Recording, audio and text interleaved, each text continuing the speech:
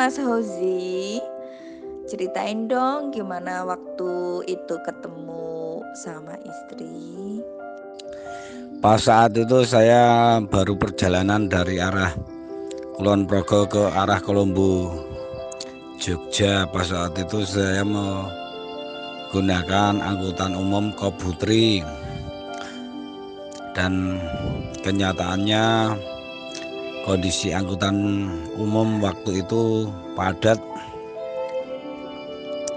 Saya lihat ada seorang cewek memakai baju sekolah naik dari pojok jedes. Saya nggak tega, terus saya ngalah yang jongkok dan saya suruh duduk di tempat saya duduk tadi. Sampai dalam perjalanan saya sama si cewek itu tidak terjadi sebuah percakapan, memandang pun saya tidak. Istilahnya saling tidak kenal lah. Tapi lama kelamaan kok cewek itu nggak turun-turun. Baru saya tanya mau tujuan kemana, sekolah di mana gitu. Terus akhirnya mbaknya jawab nggak mau turun kemana, tujuannya itu dia mau ngapain di sana, ngobrol-ngobrol gitu nggak? Oh iya, waktu itu tahun berapa Mas? Terus Masnya umur berapa? Pas saat itu tahun 1998 akhir. Namun dalam perjalanan kami tidak ada percakapan sama sekali. Pada akhir pertemuan itu saya cuma minta alamat cewek itu dan dia menuliskan alamat tersebut ke saya. Terus setelah mbaknya nulis alamat rumahnya dia, langsung disamperin nggak sama Mas? Setelah saya mendapat alamat cewek itu yang tak lain sekarang jadi istri saya itu, saya mulai menulis surat untuknya karena pada waktu itu belum ada HP. Wah, surat-suratan nih.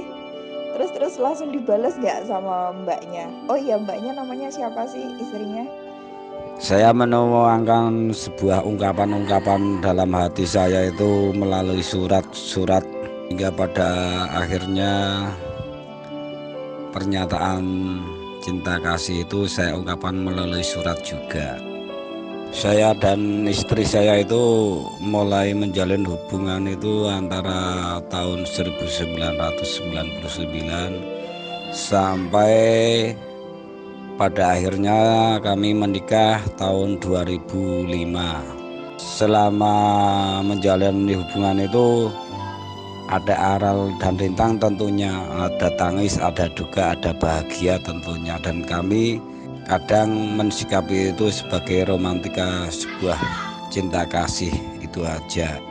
Bisa diceritain nggak Mas, aral merintang yang paling berkesan banget itu, yang terngiang-niang selalu di kepalanya Mas Hozi itu apa? Dan akhirnya kalian bisa melewati itu semua. Terus kalian kan surat-suratan nih Mas, terus ketemunya berapa kali? Sebulan sekali kah? Atau berapa minggu sekali kayak gitu? Awal yang paling getir yang saya rasakan pas tahun 2000. Saat itu keluarga istri saya itu berangkat ke Kalimantan beserta semua keluarganya, dan di situ saya pupus dalam sebuah harapan untuk membina tali kasih. Saya cuma bisa pasrah kepada Tuhan. Andaikan jodoh pun maka kami akan dipertemukannya kembali. Terus setelah di Kalimantan, akhirnya istrinya di Kalimantan berapa lama, terus gimana Mas bisa ketemu lagi? Dari keberangkatan dari ke Kalimantan itu mulai tahun 2000 itu kami saling berjanji seakan-akan gak ada harapan lagi tuh, cuma tipis lah harapannya, dikarenakan memang semua aset si cewek itu dijual semua gitu loh. Terus ya tetap menjalin hubungan via surat menyurat, sekedar mengungkapkan isi hati. Bila mana senja, di waktu luang kami selalu sempatkan melihat matahari terbenam, sambil tak terasa titik air mata jatuh di antara kedua belah mata kami saat itu. Setelah pulang ke Jogja pun kami tidak langsung bertemu, tapi melainkan putus hubungan, putus komunikasi tanpa surat menyurat lagi, dan kami menjalani kesendirian masing-masing. Saya pun cuma dengar kabar bahwa mereka pulang ke Jogja itu dari kabar temen bahwa si cewek itu sebenarnya sudah di Jogja. Tapi pada saat itu saya mengalami sebuah romantika yang lain, yaitu jatuh hati ke yang lain pas saat itu. Dan saya pun mengingat si cewek itu sebatas mengingat bahwa gimana ya, bahwa sudah gak ada harapan lagi untuk membangun bahtera lagi gitu loh. Singkatnya kisah, pas setelah 8 bulan di Jogja kami masih tetap dalam kondisi putus hubungan, tapi bukan berarti putus ikatan. Kami jalani kehidupan masing-masing, dan pada akhirnya si cewek itu datang ke rumah. Lebih naasnya lagi gak bisa menemui saya pas saat itu saya pas pergi. Dan si cewek itu cuma nitip salam sama ucapan sama keluarga saya bahwa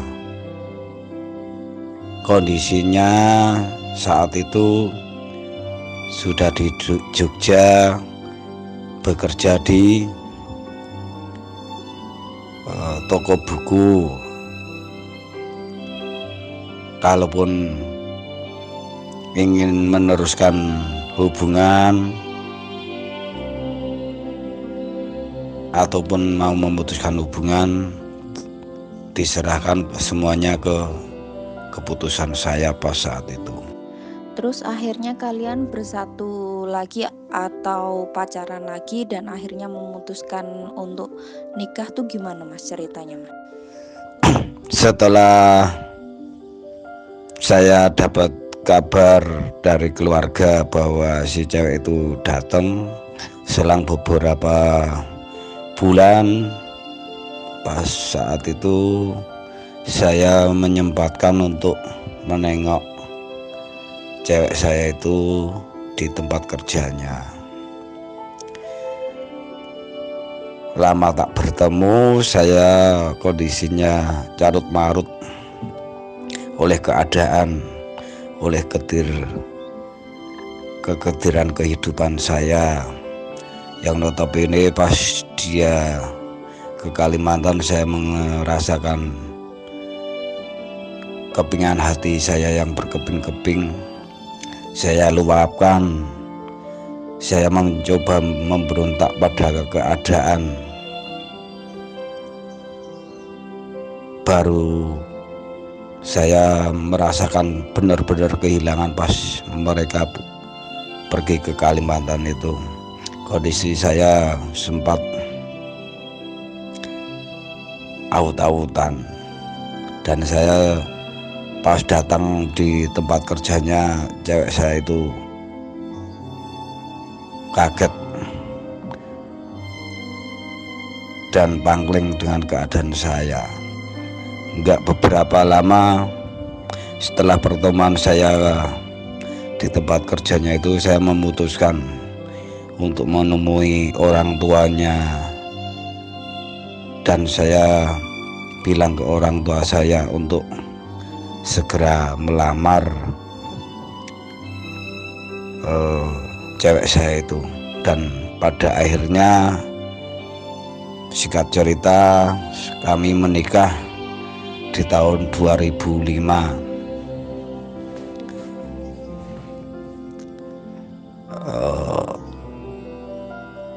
Setelah itu sampai saat ini kami menjalani kehidupan bersama. Ya begitulah, sekuat apapun kita mau memberontak pada keadaan, toh pada kenyataan kita akan kalah juga dengan keadaan itu sendiri. Kalau kita tidak mau mensyukuri apapun yang terjadi, tidak bisa mengilhami apa yang telah dikaruniakan Tuhan kepada kita, maka kita akan selalu terjerumus dalam lubang ketidakberdayaan. Hingga pada akhirnya kami membangun bahtera rumah tangga, di mana rumah tangga itu tidaklah harus dengan istana yang megah, tidak harus dengan kemewahan dunia. Kami menjalani dengan semampu kami, dengan berbagai duka yang ada kami rasakan. Kami cari solusi bersama, toh pada akhirnya kami yakin ada suatu kebahagiaan yang akan kita raih. Kami bisa bersatu kembali sampai pada akhirnya membina bahtera rumah tangga, mungkin karena memang jodoh dan karena kemurnian hati kami yang saling mencintai, sehingga pada akhirnya terbinalah bahtera rumah tangga untuk mengarungi samudra kehidupan ini bersama-sama, hingga sampai mempunyai anak yang harus kami besarkan. Dan kenyataan demi kenyataan telah kami lalui, entah itu kenyataan pahit, getir, entah itu manis, telah kami lalui dan menjadi sebuah kenangan yang mungkin akan kami kenang selalu. Cinta memang nggak kenal jarak, nggak kenal status, semuanya itu bisa diatasi karena cinta ya Mas ya. Oke, terima kasih Mas atas ceritanya, semoga menginspirasi buat yang lain. Kalau jodoh tuh nggak bakalan kemana. Thank you.